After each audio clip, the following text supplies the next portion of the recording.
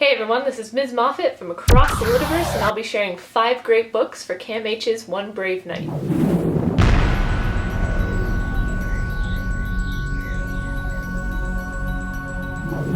Tonight is a time to step up and stay up to defeat mental illness. One Brave Night is a Canada-wide fundraising event for CAMH, or the Centre for Addiction and Mental Health, where participants share one night to inspire the 1 in 5 Canadians living with mental illness. My gent is hosting a 12-hour karate seminar to raise awareness and funds for the cause, and I'll be speaking to the group and sharing my history with mental illness. In honor of the event, I thought I'd share 5 great books for One Brave Night. First, we have What Disturbs Our Blood? A Son's Quest to Redeem the Past by James Fitzgerald. Along with Banting and Best, Dr. John Fitzgerald was a Canadian hero. He saved countless lives with his vaccines and transformed the idea of public health in Canada. But what so darkened his memory that he's all but forgotten in Canadian history? His grandson, the author of this book, set out to unearth his family's darkest secrets in a bid to understand the dysfunction he lived through as a child and to prevent the same fate for himself. This is one of the few books I've read that deals with multi-generational mental illness and looks at the ways in which depression is handed down in a family. Not to mention Fitzgerald is an excellent writer to the point where his memoir biography starts to feel like it's crossed over into Gothic literature at times. Then there's The Art of Asking, or How I Learned to Stop Worrying and Let People Help by Amanda Palmer. Amanda Palmer, rock goddess and crowdfunding pioneer, is no stranger to asking for help. She started her career as a living statue in a wedding dress where she wordlessly asked thousands of passersby to donate their dollars. As a musician, she wasn't afraid to ask her audience and her biggest fans for help either, much to the chagrin of certain haters. Even though she's celebrated and attacked for her fearlessness, there are still times where she can't ask for the things she needs most. And in her travels, she found people who felt even more paralyzed than she when it came to asking for help in their lives and relationships. The Art of Asking is a deeply personal, in-depth memoir that came out of the TED Talk she gave on the same subject, and you can find a link to that talk below. She offers great advice to musicians and artists who feel uncomfortable asking for payment for their creative work, but she also gives great insight into what you can gain simply by reaching out and asking for help. Next is Rising Strong by Brene Brown. On a fun side note, Brene Brown wrote the introduction to The Art of Asking, which is how I found her work in the first place. Brene Brown is a social scientist who studies courage, vulnerability, shame, and worthiness, and she advocates for leaning into your discomfort and reckoning with your emotions instead of tamping them down. In particular, she talks about how storytelling, as in the stories we tell ourselves about our place in the world, can often be misleading and not fully formed, which can in turn lead us to darker places within ourselves. Instead, she advocates for sharing our stories and pressing through the discomfort of emotional vulnerability in order to avoid misunderstandings with the people we love most. Definitely an inspirational read, and you'll start to re-examine your inner monologue after this one in the best way possible. I've also left a link to Brene Brown's TED Talks in the description below. Then there's When Depression Hurts Your Relationship by Shannon Kolakowski. One of the toughest parts about depression is the desire to retreat from life. The simplest tasks become daunting, and even being around other people becomes painful, even though active participation in life is exactly what you need to get better. Books about depression often focus on your mental health and what you need to do to get better, but how do you navigate all that when you're in a relationship? How do you remain a loving, caring partner when you don't feel like yourself? This book offers practical ways to reconnect and stay connected with your partner no matter where you are in your recovery, and it explores the ways you can keep your relationship healthy, exciting, and rewarding for you both. This is a must-read if you're going through treatment, not gonna lie. And last, if you need a shot of laughter through the darkness, then you need to read 3 Men in a Boat by Jerome K. Jerome. It's a Victorian-era novel about 3 assholes who take a 2-week boating trip together on the Thames to Oxford. Trust me on this one, I can promise you won't be disappointed, though your stomach will be quite sore from laughing so hard. If you guys have any books to add to this list, please feel free to discuss your picks in the comments below. I've also left a link to the One Brave Night website below in case you want to check out any events near you. As always, thank you for watching. On that note, signing off.